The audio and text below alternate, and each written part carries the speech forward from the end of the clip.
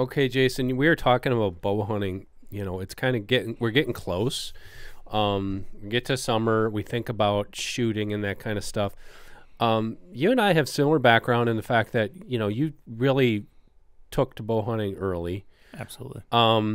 We both grew up in Wisconsin. You hunted central Wisconsin, right? Yeah, grew up hunting central Wisconsin. Our family had a property there my whole life, so kind of just I got grew up started North there. Woods, which was a little bit different. Very different.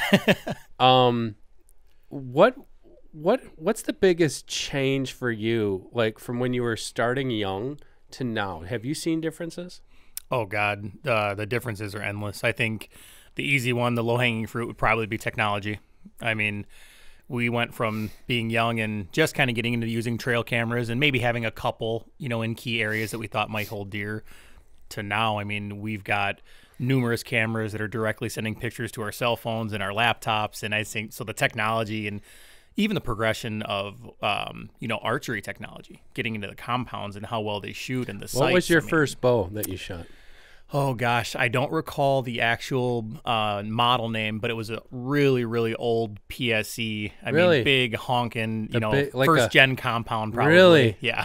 Was it like from your family or? It was. It was actually passed down by my uncle, yep. Wow, that's pretty cool. Yeah, I was, I think, 10 years old when I first started shooting archery. So. Well, we're going to see the age difference there. He's Jason Brenic. I'm Dan Schmidt. Thanks for joining us for Deer Talk Now. Jason works with Tideweed Products. We're going to talk about that in a little while. But, you talked about trail cameras.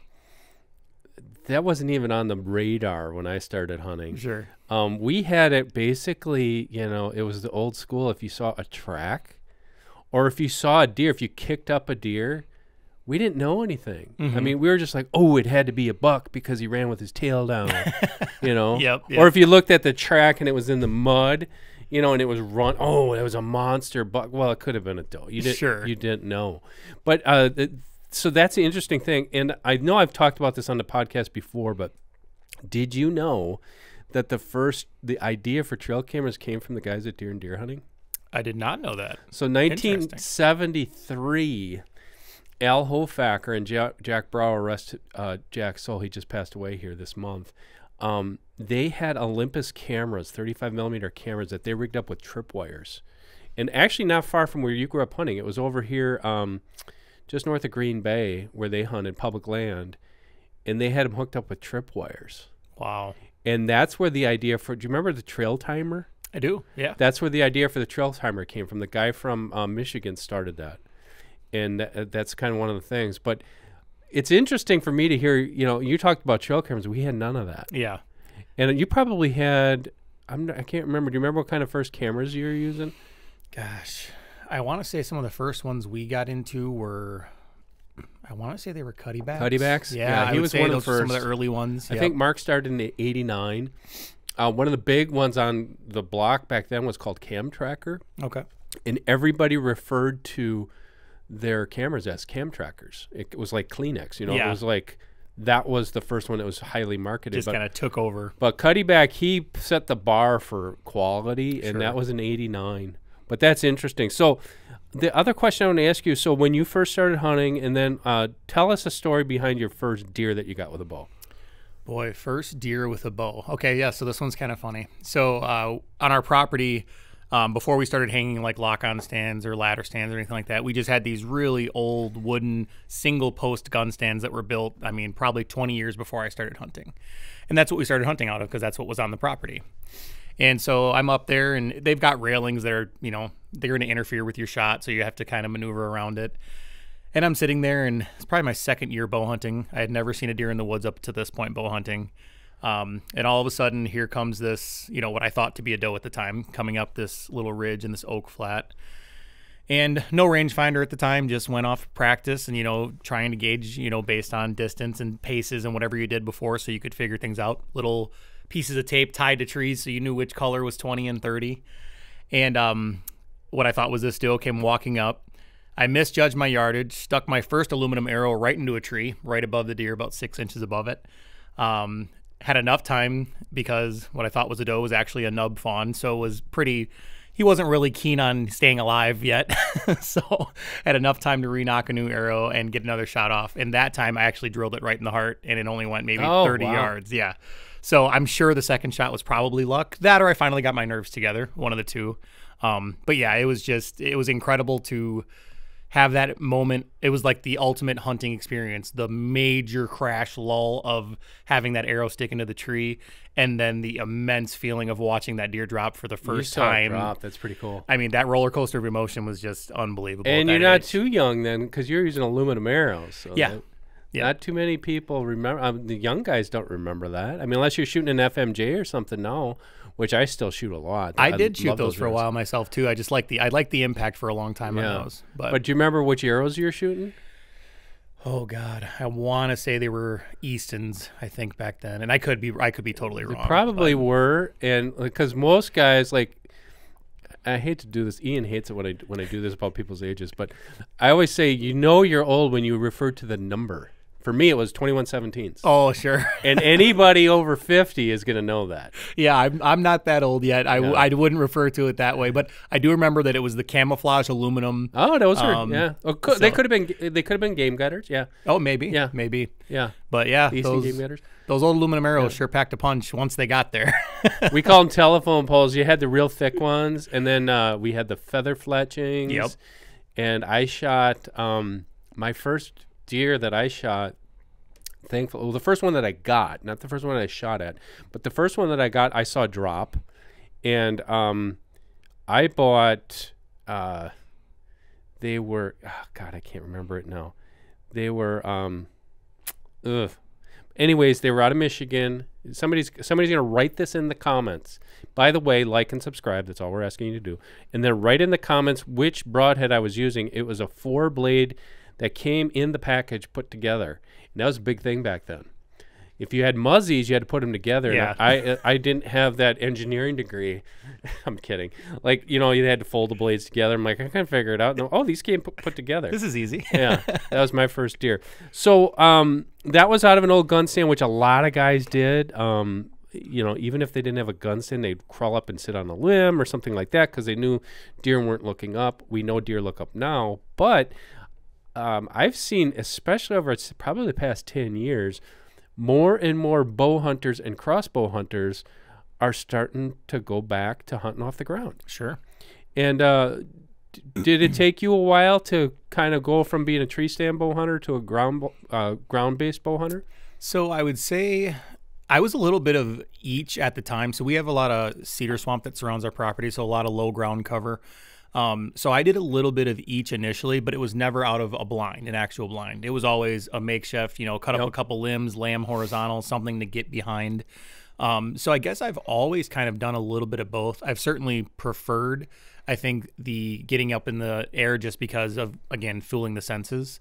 But then probably about 10 years ago, I started to really take a big liking to ground hunting just because of the up close and personal interaction that you have with the animal. It's very unique compared to being up, 20 feet in a tree. So that is really cool. That aspect of it, especially when you experience success, it's like nothing else. Absolutely. Like you have that deer and it's like right there. Yeah. And you're eye to eye.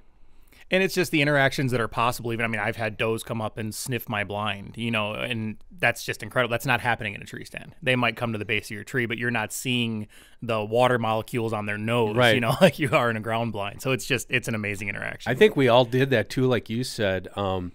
Makeshift blinds. We would hide ourselves in brush piles.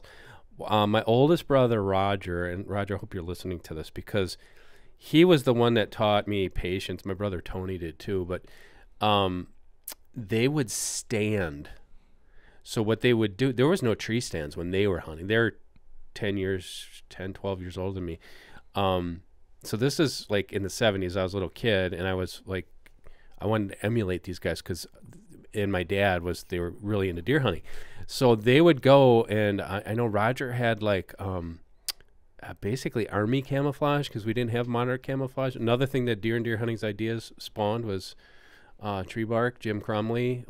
There's a story there I could tell later, but they would stand up against trees, and they would just like base of a tree and just stand. Yeah. For the whole afternoon.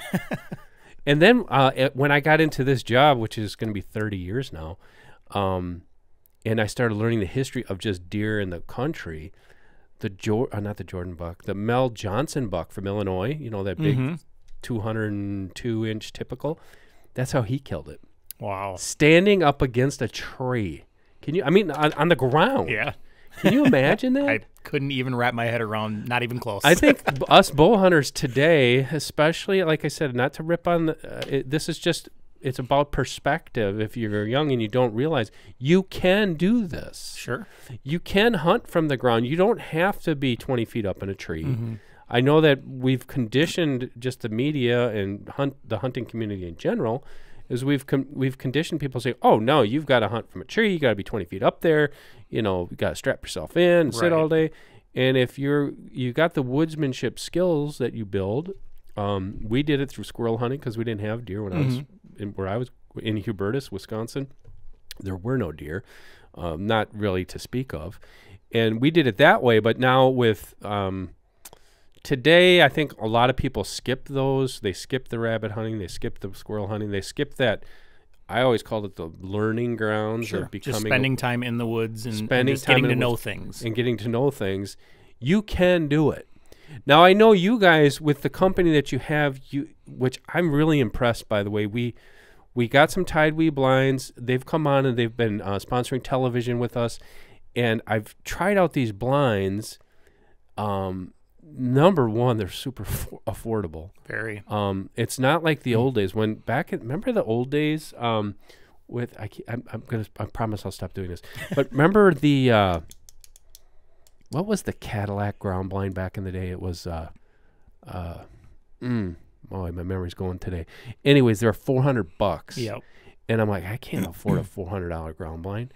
Well, Tideweeds not only has affordable ones, but they're a hub style blind that are super easy to put up, and they've got that see-through mesh. Yeah, one-way see-through mesh, which is really cool. Now, I know they didn't invent it, but how does that work?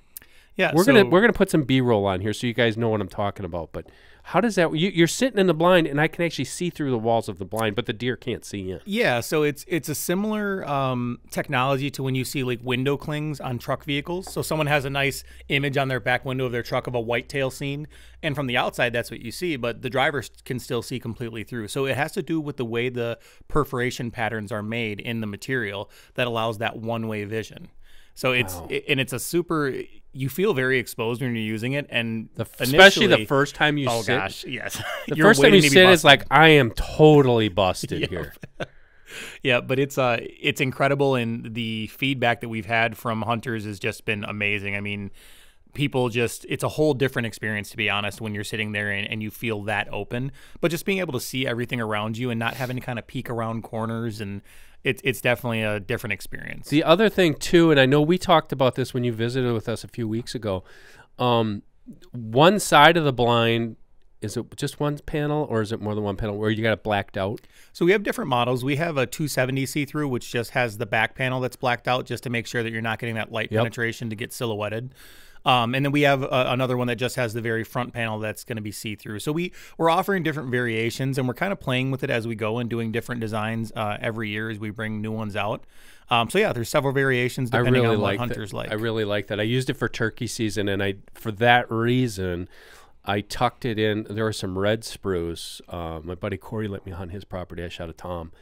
And what is nice about that is when you have that blacked out, those shadows aren't giving you away. Exactly. And that will happen. I know it's going to, especially with turkeys, deer as well. Mm-hmm. But then you've got those little window cinches that you can bring down. These guys always rip on me because I always make sure I'm like in wherever we're hunting, whether it's a Banks blind or one of your blinds or something else. I close those windows. Yeah, get them real narrow. And I'm like, okay, I can shoot there and I can shoot there. But when you're blacked in, when you can't see, it makes it kind of hard to hunt because you're limited to what's out in front of you. Sure. And sometimes, that's not enough time if you've got a deer walking through. Yeah, absolutely. It definitely allows you to be a little bit more free in terms of what you're able to do, where you're able to shoot, and it just allows you to have that option, when things all come together. Deer Talk Now is brought to you by Hoyt Archery and the all-new Alpha X30. Compact yet forgiving, it seamlessly blends into your hunting environment, whether you're nestled in your blind, perched in a tree stand, or venturing into the backcountry. The Alpha X30 allows you to make adjustments and tailor your performance like never before with the new HBX Exact Cam. For more information, visit Hoyt.com. What do you do, Jason, for scent? Because that's something I've always struggled with. Ground-based hunting, tree stand hunting, I've really never worried too much about it because I've used all the products. I've used ScentLock. I like it. It works. I've used Ozonics. I've used all that stuff. I like it. It works. But from a tree stand, you can get away with more, especially if you're hunting higher. Ground blind, different story. Sure. Yeah, I would say that I do a little bit of everything, to be honest. I mean, every advantage that you can get, I think, is important. I mean, whitetails, their instincts are just incredible. So I do everything from using, clothing that has the, scent killer in it, or the sprays, or the wash. Wildlife Research Center. Yeah. I mean, just everything that I can to gain an edge. And I'm even old school. I'll use my boot heel and kick up fresh dirt, and I'll rub fresh dirt all over my arms, my legs, my chest. You are old school. I mean, I still believe that scent is just, it's natural and it's overpowering. And I just still think it gives you an advantage. We used to take our clothes before there was scent killer, before there was other products. We'd take our clothes and put them in a garbage bag with pine boughs. Yep, I did the same thing as a kid. Absolutely. Well, you learned. You had some good hunters in your family then, because that's what you did. But like for the ground hunting, I've done that. Where you're talking about kicking up dirt, but what I'll do is, I will push that dirt and needles and everything to the base of the blind. Yep, absolutely. So that's not. And now you're not going to be. Even if you have a hard shell blind, you're not going to be scent proof. Yep. But if you're doing all those little things, that's going to help. Yep, just helps turn the advantage a little bit more in your favor. And the other thing that I've done was I'll tuck those back. Like the other thing, people think, oh, I've got this blind, I'm going to pop it up to the edge of the field. It's like, that's nice. You could definitely see farther than that, but you've got to be more strategic and like, I'm going to tuck this back in the woods a little bit, or I'm going to go around this corner. I'm going to have to limit myself and use that scouting to kind of have a good guess. Yeah, absolutely. What about when you put your blinds out, how early do you do that? Typically, I like to get mine out at least a couple of months in advance. And I know there's a lot of opinions on this. I know there's guys that say they do it a week before and it never bothers the deer, and there's guys that leave it out as early as spring all the way until fall. I found that a couple months seems to be enough time generally for them to get used to it and where it's at. And I do brush my blinds in as best as I can, depending where they're at. Some areas, where they really stick out, I'll do a little bit more. Some areas that are naturally thick, I'll just set it back a little bit and, not How do quite as much. Do you brush yours in by like attaching it to the blind or just putting stuff around it? Probably both. Our blinds do have the loops all the way around, upper and lower, so you're able to do, almost a capsule of camouflage if you'd like to with brush.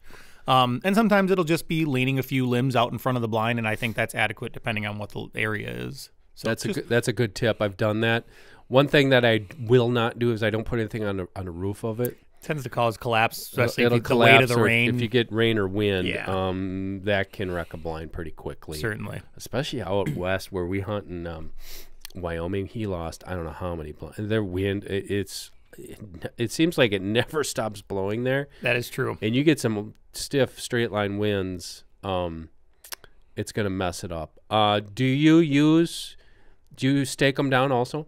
I do. Yeah. I mean, when you get winds, especially if you get a good storm here in Wisconsin, we get some gnarly ones throughout the end of the summer. So yeah, I absolutely stake mine down. I do that as well. And no offense to any blind maker, I don't use the stakes that come with the blind. I cut off maple stakes from the woods and just drill those down and make sure that thing is taut. Sure. So it's not going anywhere. I have also done what you do. I'll normally get, if I'm using blinds, which on my property at home, I've got 2 of them. Well, I should say 2 spots where I put them. And I'll get those out there usually by July 1st. Our season starts here in September. And I have left blinds out for a long time, like before turkey season all the way through bow season. For me, it tends to the sun really wreaks havoc on them. It does, yep. and they don't last as long. Sure. Have you had the same problem? Yeah, I mean, and we try to make our blinds as durable as possible because we realize that there are scenarios that folks are going to be leaving them out for longer, depending on if they live near their property or if they're able to get there throughout the year. So we do make these materials with UV resistant capabilities, but the reality is the UV is very strong, and even unless it's hard plastic, putting it into a soft material is pretty tough. So yeah, I try to take mine out as often as I can and not leave them sit in the elements completely. Yeah, the UV wrecks anything. It'll wreck anything. Yes. It'll wreck a hard-sided blind over time. Sure. But especially a pop-up blind. Yeah. And then if you get snow, it'll break the stakes, Yep. and then you got problems. Yeah, we encourage people to take care of them. I mean, of course, like I said, we try to make them as rugged as can be. It's the outdoors. We want them to stand up to the test of time and being abused. But at the same time, we want people to just be smart about how they're using them and what they're doing just to avoid unnecessary breakage or failure in the blind. So let's take it the opposite way. Something that I've always preached, like, oh, you can't put that blind out the day you hunt or a week before you hunt. I've had guys prove me wrong on that. I think you certainly can. In fact, last year, a friend of mine was coming kind of last minute to gun hunt on my property. And I said, all the stands are kind of full. I said, we can probably just get you in the cedar swamp. And he's like, well, I'd really like to bring my son with me. And I said, well, let's pop up a blind. We'll take a tie weed blind. We'll carry it out there. It's lightweight. Take 2 seconds. And we'll throw it up. And they shot 3 deer opening morning. Oh, my gosh. Really? So, yeah. And they weren't running. These deer weren't scared. They were just natural, kind of making their way through the swamp. And he shot him at 30 yards, and so they obviously didn't care about this big blind sitting in the cedar swamp at all. So I definitely think that sometimes, they're not super freaked out, especially if they're near cover. Right. Now, if you're on a field edge, it's a little bit of a different story, I think. Stick it out like a sore thumb. Yes, big time. If you pop it up and then you hunt there the next day. 2 things there. Number one, hunting in swamps. That is a great point because I've actually done that. I've done it deer and turkey hunting. Mm-hmm. You can get away with popping up a blind on public land, and I know that's another controversial thing. If I'm gun hunting, I will take the orange and stick it on that blind. Mm-hmm. I don't think it scares deer, personally. I just think that it's going to point you out to other people. But, sure. Again, reading that topography and gun hunting wise, you can position yourself easily within 100. Mm-hmm. Or I should say easily within 50, probably within 100 if you're hunting in a swamp and get away with it. Bow hunting, a little bit harder, but it can be done. Mm-hmm. But the other point that you brought up there is bringing kids, which I want to talk about that for a little bit. Even if it's not a kid, even if it's a first-time hunter, these blinds are super portable. Yeah. And I'm not just talking about yours. I'm talking about any portable pop-up style blind. And you're not cramped in there. Back in the old days when the first pop-ups came out, they're kind of small, and you can't fit 2 people in there comfortably, especially maneuvering. Sure. Talk about that for a little bit as far as how do you think just blind hunting in general has helped bring more new hunters to the crew? Yeah, I think so. I mean, a couple of things can be intimidating when you're a new hunter. Obviously, some people are afraid of heights. Climbing up 20 feet into a tree, especially into a lock-on, can be a very intimidating situation. I have a friend who recently got into bow hunting the last 3 years, and he's still intimidated. The lock-ons they're a little scary. And so I think having that opportunity to be on the ground, feel safe, feel comfortable, my friend who brought his son, my friend Ryan brought his son, and he was sitting with a blanket in his lap. You're not doing that sitting on a lock-on stand. So just that comfortability factor, I think, for people who are new to it. And there's 2 sides. I hear a lot of old school hunters, well, they're just spoiled and they should have to rough it. And well, for those people, I'll say this. Our goal right now should be to continue to grow this sport. Yep. And in order to do that, we may have to shift our thinking a little bit to bring new generations in to allow them to be comfortable in doing that. So I think at any cost, get them out there, get them doing it instead of sitting on a video game, let them get out there and be comfortable. I think that's probably the largest aspect of blind and ground hunting that I think allows new people and children to come in. And then the second part of it is the excitement. When you're at ground level and you see your first deer when you go out hunting, that switch that flips for a lot of people at that point is very addicting. And then it kind of just pushes from there. And then they can develop and grow from there. It might take 5 years, maybe 10 years. Maybe they never get in a tree. But at the end of the day, they're hunters. They're out there and they're doing it and enjoying it. So I think that's a very unique aspect to the ground blinds. I agree with you 100%. And to the naysayers, yeah, you know, when we grew up, they basically threw you out there, sat you on a stump and said, sit there and don't move. And and a lot of people, it sucks so bad they never went hunting again. Yep. For a lot of us, that was the first step on that journey. But I will say, with my experience, I've brought my daughters out there. They're not, I wouldn't call them hunters now, but they hunted out of ground blinds. When you say get them off the video, well, I actually had to lure them with candy, soda, and video games to get them out there, because I download they're going to hate me for telling you this, but Disney games, there were literally these Disney games on my phone. So they would, because I have so many cute pictures of them falling asleep. And but I remember they both shot deer their first year with gun. And I just remember all the cute pictures of them like falling asleep out there. And it was colder, but it was comfortable. Yeah. And I think that if you want to get a person started hunting today, you have to be realistic. Basically, that's our society, whether you like it or not. If you want to get somebody out there, make sure they're comfortable, make sure they're seeing something. It's tough taking a kid out on public land, and if that's your situation, I feel for you. But maybe even like, I know situations where guys will get a situation in a suburban area where they can bow hunt, pop up a blind, take a kid hunting, at least see something. Yes. Or, you know, get access from a friend. I know private land is the way it is for that, but and then make it more about, yeah, you want to see something, but make it more about that experience. Yes. Yep. Pack something like my one daughter was Orange Crush. I think Emily had Grape Crush, and then it would be like gummy bears, and they'd only get that if I went hunting, like with them. And then we would be in a blind, and it was a lot of fun. But I agree with you there. So let's talk about Tideweed for a minute. How many different styles of blinds are you guys producing now? So as of right now, I believe we have 3 different styles. So we have a double style. This is 2 blinds that would be independent, and they connect together or separate. And you can also take the zip out panel to use as an independent panel for like turkey hunting or something like that. So that's one style. And then we have the 270, which has 270 degrees of see-through. That one I'm familiar with. And then we have the single, which just has the front panel of see-through. But everything has silent sliding windows. Everything comes equipped with stakes. I think going forward, we'll probably always do some sort of see-through in some capacity, just because it's been such a huge hit and people enjoy it so much. So it's almost hard to take the step back to the ones that aren't made that way at this point, for our brand specifically, I would say. Right. Because we've become synonymous with that. Do you do anything to, I suppose if it's cold, that's up to you as far as layering, because that might get a little bit colder if you're not enclosed with a solid wall. Yeah. So one of the unique things or cool things that Tideweed does is heated clothing. So it kind of pairs. Okay, yeah. It pairs well with our blinds. You know, so yeah, you're not going to be able to pop up a Mr. Heater in there and, you know, get nice and cozy. But we offer bibs, jackets, vests. I mean, everything that's heated with a small lithium battery. So people are able to get pretty darn comfortable, even if they're sitting in those blinds, if there's a wind or cold or anything. And let's talk about, and we're not getting into like selling these here, but what is the retail on some of these?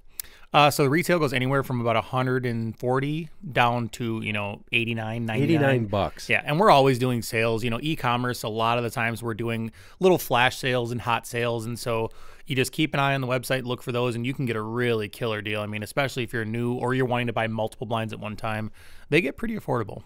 $89, and that's the thing that I just remembered. Double Bolt, great company, great blinds. They're still made, I believe.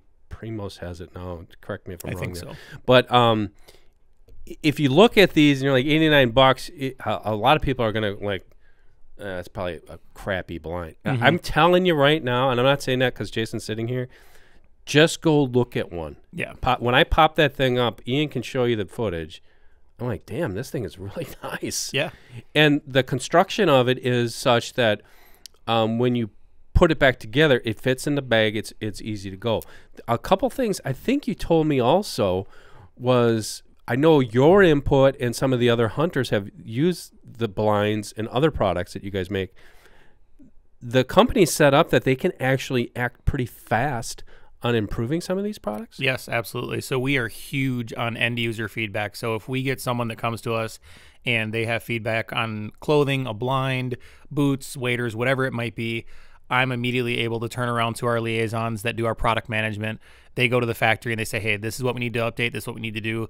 And we can do a quick turnaround. Usually, I mean, sometimes same season if it's early enough feedback. Crazy. Which is you never really see that. It's unheard of, honestly. It really is. That is crazy. The features on it, the windows I really like. It's a simple design, but it's a cinch design. Some of the blinds, like I said, they're great, but they're kind of like complicated with little straps that you got to pick up. These you can cinch down. So if you want that window like this, or if you want it like this, or you want it like this, for you guys listening to this, I'm moving my hands back and forth as far as making those small little openings. Sometimes I'll be sitting in a blind. This actually happened turkey hunting this year. I was looking over a clover field, and I knew the turkeys are probably going to come from in front of me to the left. But there was a pond to my right that I wanted to watch. So I just made that window about yay big, which is like about 1.5 inch slit, so I could see out that way if something was coming. And that is really, those little features in the products. And the other thing, too, is the window positions. I'm tall. I'm 6'2". And when I sit in one of these chairs, I'm way up here. Sure. And a lot of times I get in a blind, and that freaking window is down here. Yep. So you're kind of like sitting on your elbows, hunched over the entire time. Number one, the windows on I think it's a 270, they're high enough that you can see for a tall person, and you can cinch those little openings or closings up and down to see better. Yeah. So a lot of neat little features there. Okay, so we talked about the blinds and the clothing. I know there's a couple other things. You got rangefinders? Yeah, so we do rangefinders.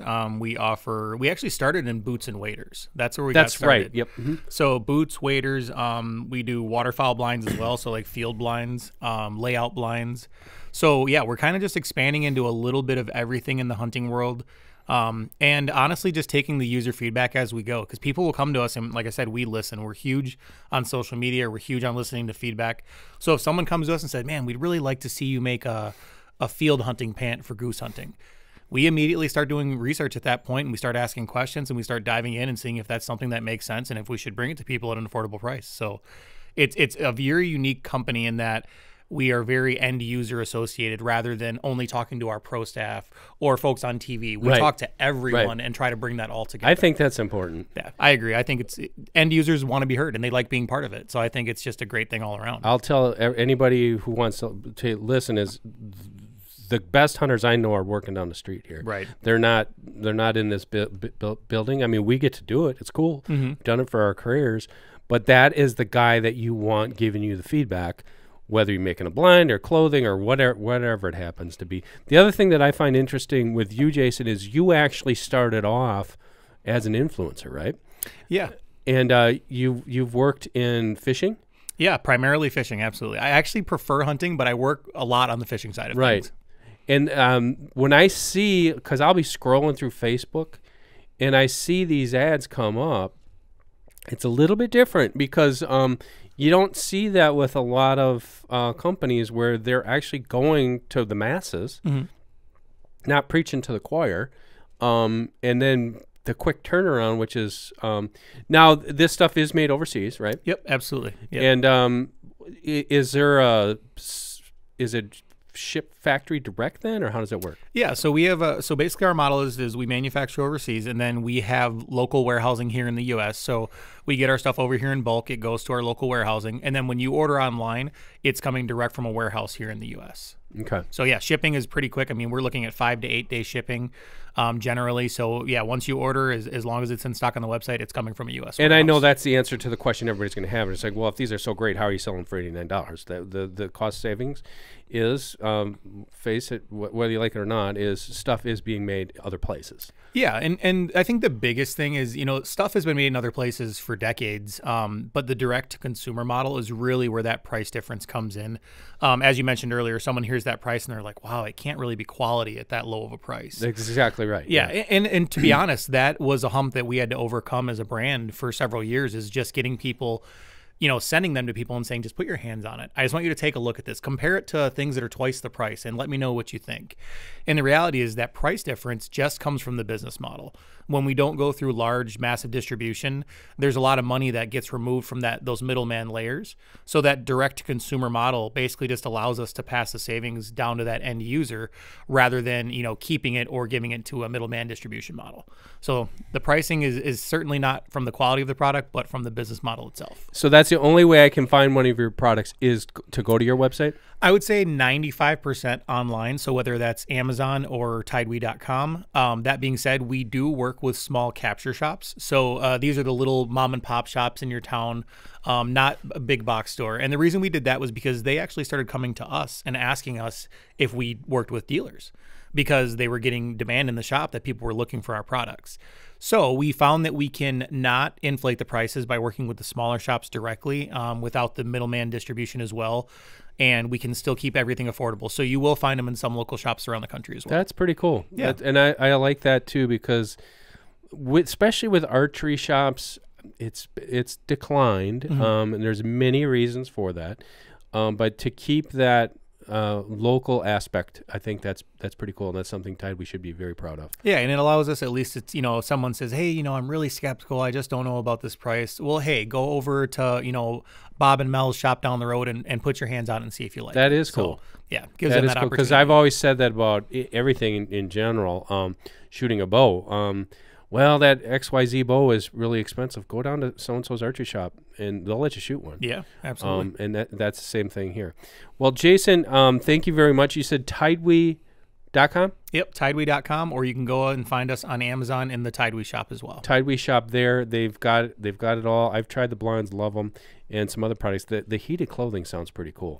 It is. It has definitely been a big storm the last few years. A lot of folks are really loving it. I mean, what's the Achilles heel for most bow hunters? You get cold. Me, I get cold. Yeah, same here. The older I get, the colder I get, and the faster. So wait till you hit my age. You're going to be cold immediately and not have any patience either.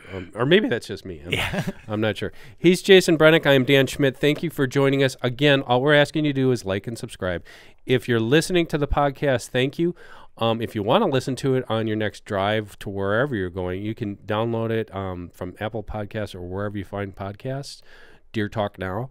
Or you can watch the video versions on our YouTube page, which is YouTube.com/DDH Online, Facebook, Instagram, any place you can find deer and deer hunting. For Jason Brenic and Ian Sanchez, I am Dan Schmidt. Thank you for joining us for Deer Talk Now. We'll catch you next Thursday for a brand new episode.